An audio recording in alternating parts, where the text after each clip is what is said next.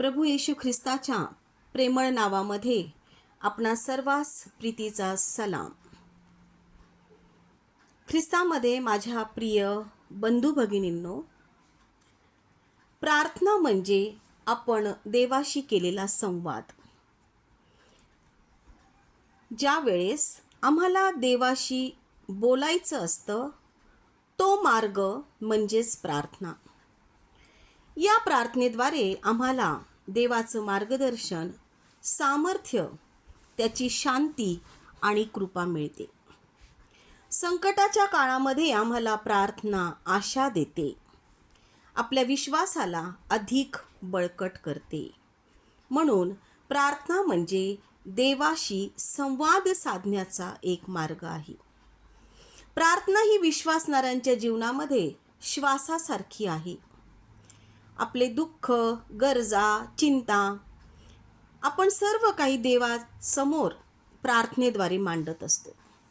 अनेक वेळा आपण उपवास करतो, मनापासून अश्रू ढाळून देवाकडे विनवणी करतो.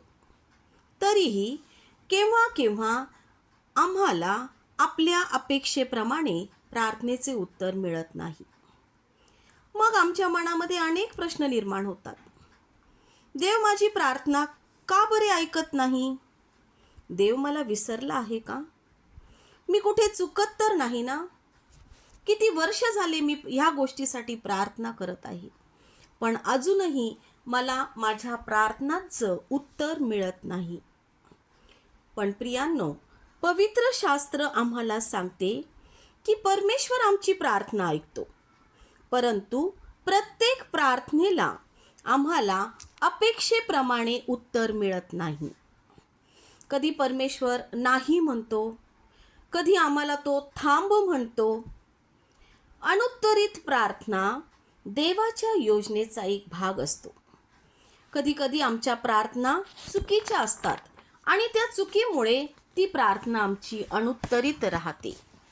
जर आपण यशया याचा 59वा अध्याय आणि पहिले 2 वचनं जर आपण वाचले, पहा, उद्धार करवत नाही इतका परमेश्वराचा हात तोकडा झाला नाही, ऐकू येत नाही इतका त्याचा कान मंद झाला नाही, तर तुमचे अपराध तुम्ही व तुमचा देव यांच्यामध्ये आडभिंतीप्रमाणे झाले आहेत. तुमच्या पातकांमुळे तो तुम्हाला दर्शन देत नाही, तुमचे ऐकत नाही. या वचनानुसार आम्हाला कळतं की परमेश्वर त्याचा हात आमच्यासाठी तोकडा झालेला नाहीये किंवा त्याचा कान पण मंद झालेला नाही की तो आमची प्रार्थना ऐकू शकत नाही. पण प्रियांनो, आमचे अपराध देव आणि आमच्यामध्ये एखाद्या आडभिंतीप्रमाणे झालेले आहेत.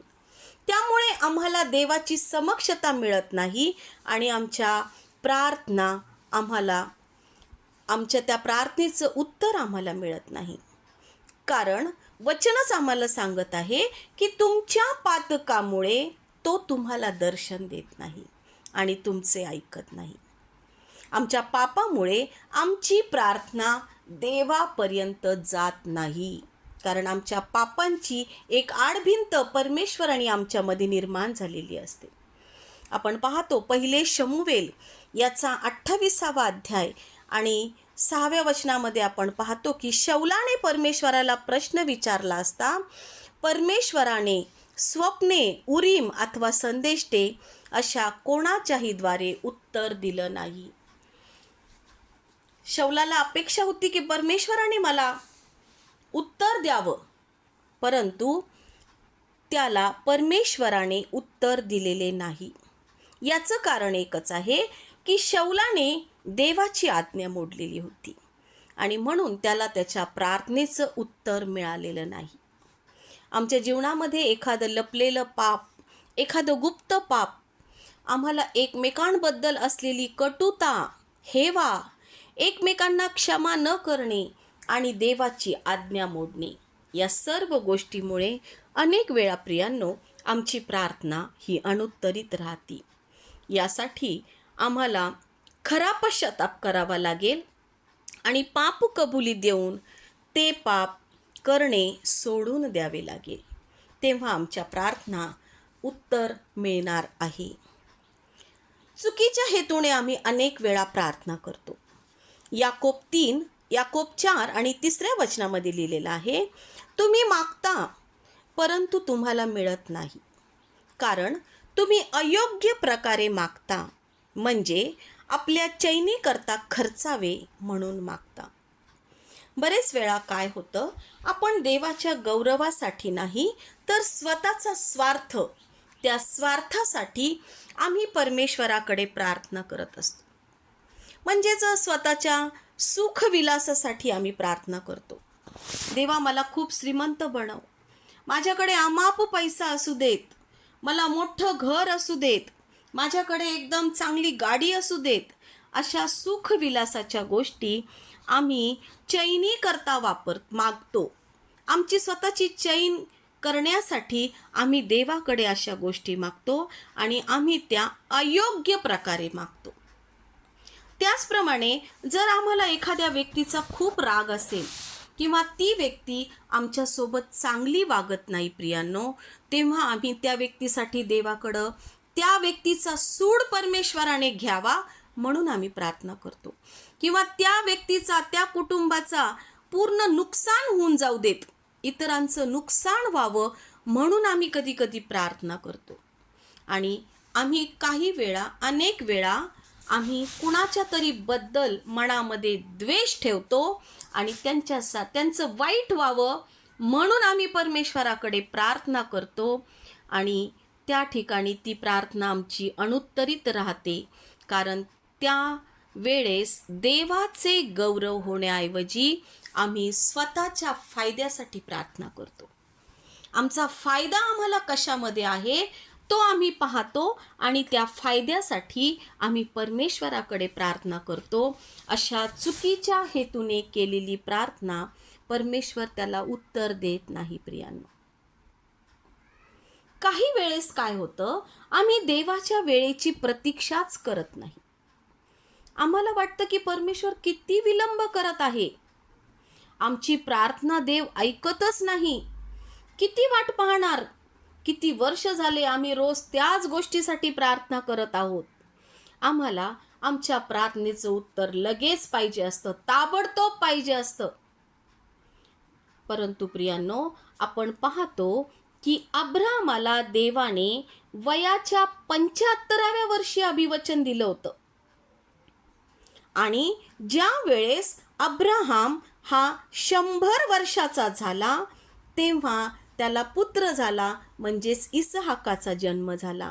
उत्पत्ती याचा 21वा अध्याय आणि 1 ते 5 वचनामध्ये आपल्याला हे वाचायला मिळतं. म्हणजेच अब्राहम आणि सारा यांनी जवळजवळ 25 वर्ष प्रतीक्षा केलेली आहे. देवाने अभिवचन दिलं, अब्राहमाला अभिवचन दिलं 75व्या वर्षी आणि त्याला पुत्र झाला 100व्या वर्षी. त्याने 25 वर्ष प्रतीक्षा केली आणि देव त्याची पूर्तता त्याच्या वेळेनुसार करतो. परंतु मनुष्याला अतिशय घाई असते. आम्हाला असं वाटतं की परमेश्वर आमच्या प्रार्थना ऐकत नाही, तो विलंब करत आहे, तो एवढा का उशीर करत आहे. परंतु त्याच्या वेळेनुसार आम्हाला थांबणं गरजेचं आहे, आम्हाला वाट पाहणं गरजेचं आहे.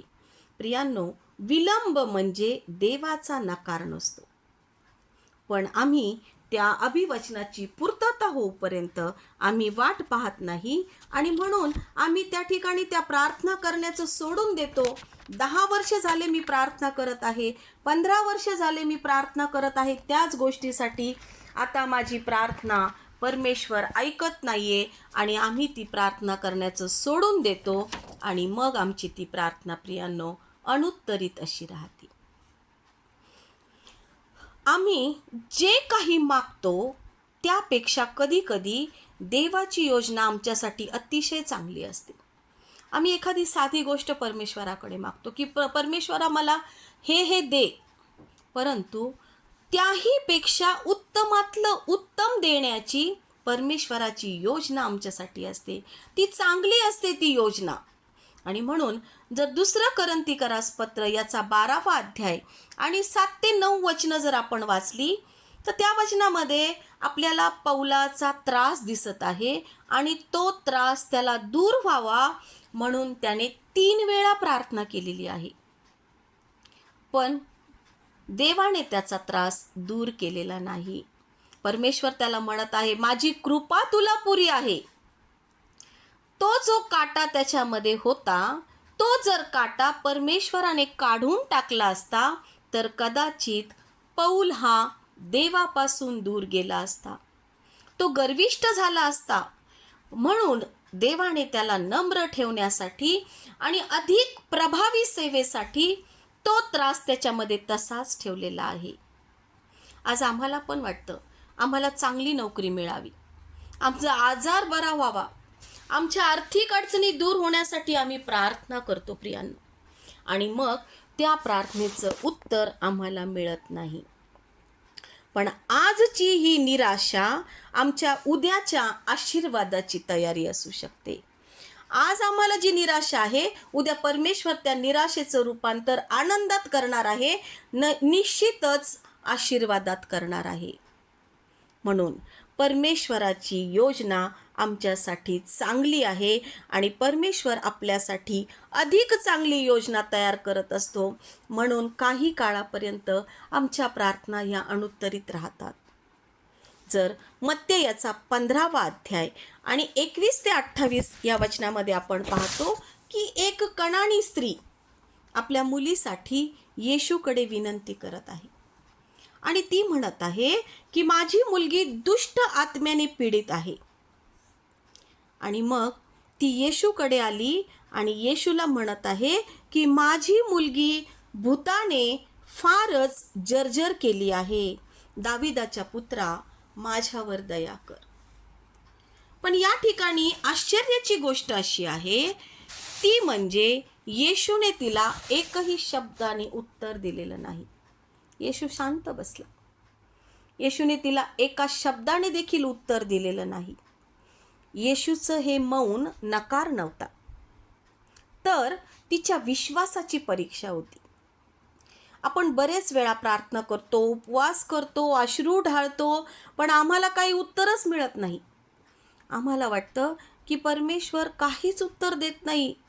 परमेश्वराचा मौन हे आमच्यासाठी नकार नसतं, तर त्या ठिकाणी परमेश्वर आमच्या विश्वासाची परीक्षा पाहत असतो. आणि मग पुढे आपण पाहतो की कनानी स्त्रीचा विश्वास परिस्थितीपेक्षा मोठा होता आणि म्हणून शेवटी येशू म्हणालेला आहे, बाई तुझा विश्वास मोठा आहे, तुझी इच्छा सफळ हो. आणि त्याच क्षणी त्या कनानी स्त्रीची मुलगी बरी झालेली आहे. ज्यावेळेस येशू शांत बसतो, येशूचा मौन आमच्यासाठी नकार नसतो, तर ती एक आमची विश्वासाची परीक्षा असते. आम्ही अनेक वेळा प्रार्थना करतो, परंतु आमच्या संगती परमेश्वर बोलतच नाही. आणि मग आम्हाला वाटतं की कदाचित ही प्रार्थना आमची परमेश्वर ऐकतच नाही, आमची प्रार्थना ही अनुत्तरितच आहे. परंतु ज्या वेळेस आम्ही शांत बसतो, परमेश्वर शांत बसतो, तर ती आमची एक विश्वासाची परीक्षा त्या ठिकाणी होत असते. आम्ही किती विश्वास ठेवतोय परमेश्वराकडं. ती सारखी म्हणत होती कनानी स्त्री की दाविदाच्या पुत्रा माझ्यावर दया कर. ती तिथून निघून गेली नाही, ती येशूच्या समोर तिथेच उभी राहिली आणि तिचा विश्वास प्रभू येशूने पारखला आणि तो म्हणत आहे की बाई तुझा विश्वास मोठा आहे. आज प्रभू येशू तुम्हाला आणि मला असंच म्हणणार आहे की तुमचा विश्वास मोठा आहे, तुझी इच्छा सफळ हो. ज्यावेळेस आम्ही त्याच्या विश्वासाच्या परीक्षेमध्ये उत्तीर्ण हो प्रियांनो, त्यावेळेस आमच्या प्रार्थनेचं उत्तर आम्हाला मिळतंच. अनुत्तरित प्रार्थनेच्या मागे आपण स्वतःला विचारलं पाहिजे की आज माझी प्रार्थना का ऐकली जात नाहीये? कदाचित माझ्या जीवनात काही पाप आहे का? मी कोणाला क्षमा केलेली नाही का? मी जे काही मागत आहे परमेश्वराकडे, माझा मागण्याचा हेतू शुद्ध आहे का? का मी अयोग्यच मागत आहे, स्वतःच्या चैनीसाठी मी मागत आहे का? मी देवाच्या इच्छेनुसार प्रार्थना करत आहे का? आणि मी विश्वासाने प्रार्थना करत आहे का? आपण बायबलमधल्या काही व्यक्ती यांच्या प्रार्थना का पूर्ण झालेल्या नाहीत किंवा त्या अनुत्तरित का राहिल्या, हे आता आपण थोडक्यात पाहू. मोशेची अनुत्तरित प्रार्थना म्हणण्यापेक्षा मी विनवणी म्हणेल. त्याने देवाकडे विनंती केली होती. अनुवाद याचा 3 अध्याय 23 ते 27 आणि गणना 20 1 ते 12 या वचनामध्ये आपल्याला समजून येतं की मोशेने 40 वर्ष इस्रायल लोकांचे नेतृत्व केलं. त्यांना मिसरच्या गुलामगिरीतून बाहेर काढलं आणि अरण्यामध्ये त्या लोकांना मोशेने मार्गदर्शन केलं. अनेक संकटे आली, पण त्या संकटातून मोशेने या लोकांना सुरक्षित नेलं. आणि मोशेची मोठी इच्छा होती की तो स्वतःही इस्रायल लोकांसोबत कनान देशामध्ये प्रवेश करेल. आणि म्हणून त्याने देवाला विनंती केली की मला सुद्धा इस्रायल लोकांसोबत कनान देशात प्रवेश करावा. म्हणून त्याने देवाला विनंती केली होती. अनुवाद याचा 3 अध्याय आणि 24 आणि 25 वचनामध्ये आपल्याला वाचायला मिळतं. पण देवाने ही प्रार्थना नाकारली. आता ही प्रार्थना का नाकारली, तर याचं कारण असं आहे, मरिबा येथील घटना. गणना 20 आणि 8 वचन आहे, खडकाला आज्ञा करा म्हणजे त्यातून पाणी निघेल. परमेश्वराने सांगितलं होतं मोशेला की खडकाला आज्ञा कर म्हणजे त्यातून पाणी मिळेल. कारण त्यांना पिण्यासाठी पाणी नव्हतं आणि एवढा मोठा लोकसमुदाय आणि त्यांचं नेतृत्व मोशे करत होता आणि परमेश्वराने सांगितलं की खडकाला आज्ञा कर.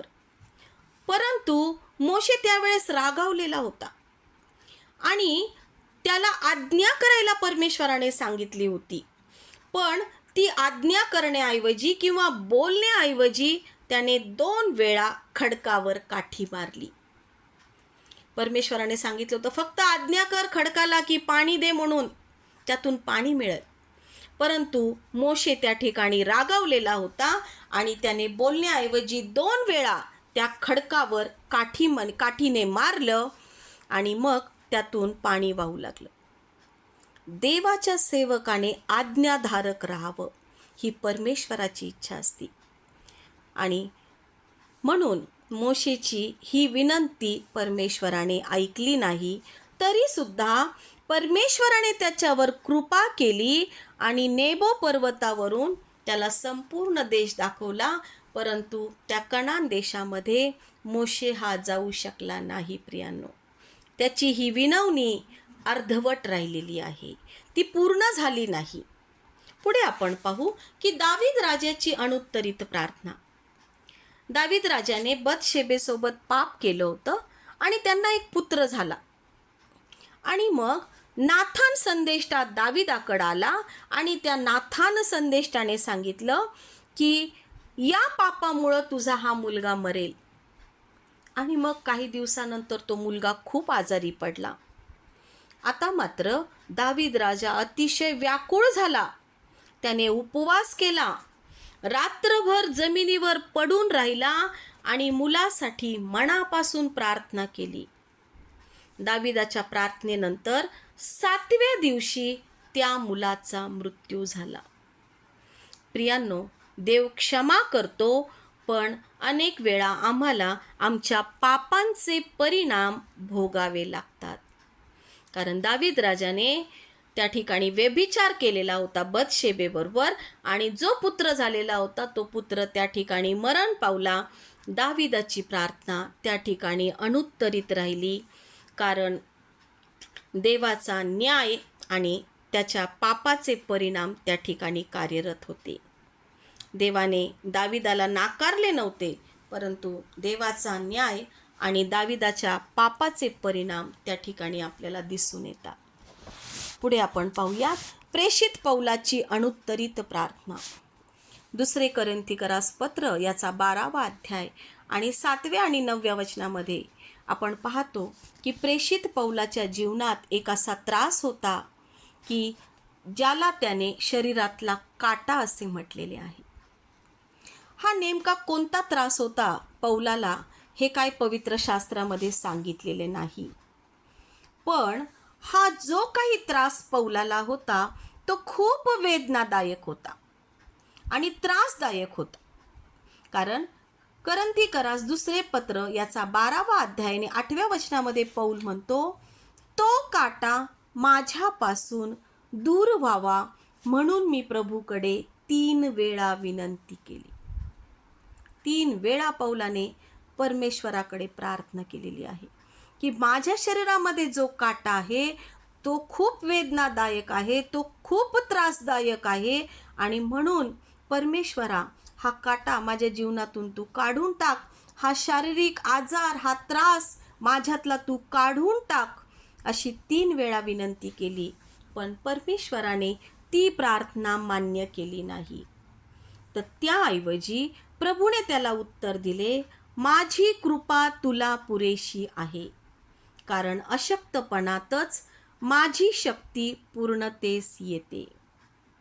मग देवाने ही प्रार्थना का बरं मान्य केली नसेल?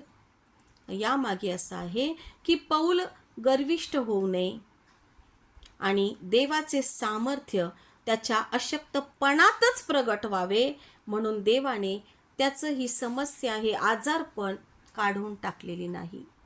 पण मात्र देवाने ती सहन करण्याची कृपा पौलाला पुरवलेली आहे. पौलाची समस्या दूर करण्याची प्रार्थना होती, पण देवाने ती समस्या दूर केली नाही, तर त्याऐवजी समस्या सहन करण्यासाठी आवश्यक तेवढी कृपा त्याला दिली. देव कधी कधी आपल्या प्रार्थनेनुसार परिस्थिती बदलत नाही, कारण त्याला आपल्या जीवनात अधिक मोठे कार्य करायचे असते. पौलाची प्रार्थना अधिक प्रभावी, त्याची सेवा झाली पुढे, त्याच्यामध्ये गर्व आला नाही आणि तो अधिक आणि अधिक परमेश्वराच्या सेवेसाठी त्याचं जीवन उपयोगी असं ठरलेलं आहे. म्हणून केव्हा केव्हा आमच्या पण प्रार्थना अनुत्तरित राहतात, कारण परमेश्वर आम्हाला त्या गोष्टी सहन करण्याची कृपा देतो. तो त्याची कृपा आम्हाला पुरवतो आणि आमच्या जीवनामध्ये मोठं कार्य करायचं असतं परमेश्वराला. आपण पुढे पाहूयात शाऊल राजाची अनुत्तरित प्रार्थना. 1 शमूएल आणि 28वा अध्याय आणि 5 आणि 6 वचनामध्ये आपण बघतो की शाऊल हा इस्रायलाचा पहिला राजा होता. सुरुवातीला तो खूप नम्र होता, पण कालांतराने त्याने देवाच्या आज्ञांचं वारंवार उल्लंघन केलं. त्यांनी अवज्ञा केली, देवाच्या आज्ञा तो पाळतच नव्हता. आणि मग पुढे काय झालं, त्याने देवाची आज्ञा न मानता स्वतःच्या इच्छेनुसार त्याने वागायला सुरुवात केली. देवाची इच्छा न मानता स्वतःच्याच इच्छेप्रमाणे तो चालू लागला. आणि मग पलिष्ठांचं मोठं सैन्य जेव्हा इस्रायलाविरुद्ध युद्धासाठी आलं, तेव्हा मात्र शाऊल खूप घाबरला की एवढं मोठं सैन्य आता युद्धासाठी इस्रायलाच्या विरुद्धात युद्धासाठी आलेलं आहे. त्यावेळेस शाऊल अतिशय घाबरला आणि मग त्याला देव आठवला. त्याने देवाकडे मार्गदर्शनासाठी प्रार्थना केली. 1 शमूएल 28वा अध्याय आणि 6व्या वचनात लिहिलेलं आहे. 1 शमूएल 28वा अध्याय आणि 6व्या वचनामध्ये, शाऊलाने परमेश्वराला प्रश्न विचारले असता परमेश्वराने स्वप्ने, उरीम अथवा संदेष्टे अशा कोणाच्याही द्वारे उत्तर दिले नाही. मग आम्हाला प्रश्न पडतो की देवाने या ठिकाणी शाऊलाला उत्तर का दिले नाही? तर सततची अवज्ञा. शाऊलाने देवाच्या आज्ञा खूप वेळा मोडल्या. एकदा नाही, दोनदा नाही, वारंवार त्याने परमेश्वराची आज्ञा मोडलेली आपल्याला दिसत आहे. आणि पश्चातापाऐवजी त्याने काय केलं, फक्त परमेश्वरा माझी संकटातून सुटका हवी आणि मला युद्धामध्ये विजय हवा, ह्याच गोष्टीसाठी त्याने प्रार्थना केली. तो म्हणत आहे, माझ्या संगती स्वप्नातून बोल अथवा तुझ्या संदेष्टाद्वारे मला उत्तर दे. मला काय हवं आहे, हे जे मोठं संकट माझ्यावर आलेलं आहे, या संकटातून मला सुटका पाहिजे आणि या मोठ्या युद्धामध्ये माझा विजय झाला पाहिजे. या ठिकाणी शौल हा देवाच्या आत्म्यापासून दूर गेला होता. कारण पहिले शमूवेल याचा 16वा अध्याय आणि 14वं वचन आम्हाला सांगतं, इकडे परमेश्वराचा आत्मा शौलाला सोडून गेला होता. परमेश्वराचा आत्मा त्याच्यामध्ये राहिलाच नव्हता आणि म्हणून त्याने कुठेही पश्चाताप केला नाही. वारंवार अनेक आज्ञा मोडून सुद्धा, अवज्ञेचं पाप होऊन सुद्धा त्याने पश्चाताप केला नाही आणि फक्त संकटातून सुटका होण्यासाठी त्याने देवाकडे मार्गदर्शन मागितले. आम्ही सुद्धा अनेक वेळा परमेश्वराकडे मार्गदर्शन मागतो, परंतु त्या ठिकाणी आम्ही पश्चाताप करत नाही आणि म्हणून त्याने पश्चाताप केला नाही, म्हणून परमेश्वराचा आत्मा शौलाला सोडून गेला. ही शौलाची प्रार्थना अनुत्तरित राहिली, कारण संकटाच्या वेळी, फक्त संकटाच्या वेळी त्याने देवाला शोधलेले आहे. आयुष्यभर देवाच्या इच्छेकडे त्याने दुर्लक्ष केले. प्रियांनो, आमच्याकडून पण अनेक वेळा अशी चूक होते. ज्यावेळेस आमच्यावर खूप संकट येतं तेव्हा आम्ही पवित्र शास्त्र घेऊन बसतो, गुडघ्यावर येतो, उपवास करतो, प्रार्थना करतो, परंतु आम्हाला काय हवं असतं? फक्त आम्हाला संकटातून सुटका पाहिजे असती आणि त्या संकटामध्ये परमेश्वराचं मार्गदर्शन पाहिजे असतं. आणि अशा वेळेस प्रियांनो, आमची प्रार्थना ही अनुत्तरित राहते. म्हणून आज आम्ही फक्त संकटाच्या वेळी देवाला शोधलं नाही पाहिजे, तर आयुष्यभर आम्ही देवाच्या इच्छेने वागलं पाहिजे. ज्यावेळेस आम्ही देवाच्या इच्छेने वागतो, आम्ही योग्य तो पश्चाताप करतो आणि तेव्हा परमेश्वर आमच्या प्रार्थनेचं उत्तर आम्हाला लगेचच देतो. प्रियांनो, आज आपण मोशे, दावीद, पौल आणि शौल यांच्या जीवनातून शिकलो की त्यांच्या काही प्रार्थना अनुत्तरित राहिल्या. प्रश्न असा नाही की परमेश्वराने त्यांच्यावर प्रेम केलं नाही, परमेश्वराने या सगळ्यांवर प्रेम केलेलं आहे, पण त्यांच्या जीवनामध्ये अशा काही गोष्टी होत्या की ज्या देवाच्या योजनेशी सुसंगत नव्हत्या. परमेश्वर आमच्यावर पण प्रेम करतो, खूप प्रेम करतो, म्हणून तर त्याने त्याचा एकुलता एक पुत्र प्रभू येशू ख्रिस्त आमच्यासाठी त्या वधस्तंभावर बलिदान केलेलं आहे, अर्पण केलेलं आहे. त्याचं रक्त आमच्यासाठी सांडलं, केवळ आमचे पाप धुतले जावेत म्हणून. प्रियांनो, आणि देव आमच्यावर एवढं प्रेम करतो तर आम्ही त्याच्या योजनेशी सुसंगत राहिलं पाहिजे. देवाच्या सोबत आम्ही सतत आणि सतत त्याच्या इच्छेनुसार चाललं पाहिजे. प्रियांनो, कदाचित आज आमची प्रार्थना अनेक वर्षापासून जर अनुत्तरित असेल किंवा आमच्या प्रार्थना परमेश्वर ऐकत नसेल, आम्ही एखाद्या आजाराने जर्जर झालेलो असू, आम्ही आमच्या आजारासाठी प्रार्थना करत असू, आम्ही आमच्या मुलांसाठी प्रार्थना करत असू, कदाचित आम्ही खूप कर्जामध्ये डुबलेलो आहोत, आम्ही त्याच्यासाठी प्रार्थना करत आहोत, आमच्या कुटुंबासाठी आम्ही प्रार्थना करत आहोत, आमच्या काही समस्यांसाठी आम्ही प्रार्थना करत आहोत, काही जण अनेक आमच्या सेवा कार्यासाठी, स्वतःच्या सेवा कार्यासाठी प्रार्थना करत असेल, तर प्रियांनो, आज परमेश्वर तुम्हाला सांगत आहे, प्रार्थना करणं सोडू नकोस, प्रार्थना करणं थांबवू नकोस. देवावर विश्वास ठेव, स्वतःचे अंतःकरण तपास आणि देवाची आज्ञा पाळ. देवाच्या योग्य वेळेची वाट पहा. देवाची इच्छा आपल्या जीवनात पूर्ण व्हावी म्हणून प्रार्थना कर.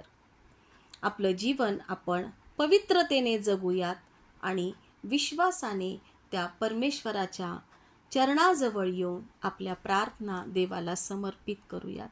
परमेश्वर करो आजचं वचन तो आपल्या सर्वांसाठी आशीर्वादाचं करो. त्याच्या नावाला मान, सन्मान आणि गौरव युगानयुग असो. आमेन. यावेळेस आपण आपले नेत्र बंद करूयात आणि आपण प्रार्थनेमध्ये जाऊयात. हे आमच्या प्रभू परमेश्वरा, तुझ्या वचनाबद्दल आम्ही तुझे आभार मानतो. अनेक वेळा आमच्या प्रार्थनांना उत्तर मिळत नाही, म्हणून आम्ही निराश होतो, खचून जातो, आम्ही दुःखी होतो. पण आज आम्हाला समजलं की आमच्या जीवनात जर काही पाप, अवज्ञा, गर्व, कटुता, चुकीचा हेतू असेल तर परमेश्वरा तो तू आम्हाला दाखव आणि आम्हाला शुद्ध कर. तुझ्या योग्य वेळेची वाट पाहण्यास आम्हाला संयम दे प्रभू. ही प्रार्थना आमचा तारणारा प्रभू येशू ख्रिस्त याच्या नावाने करते, म्हणून पित्या तू ऐक. आमेन, आमेन.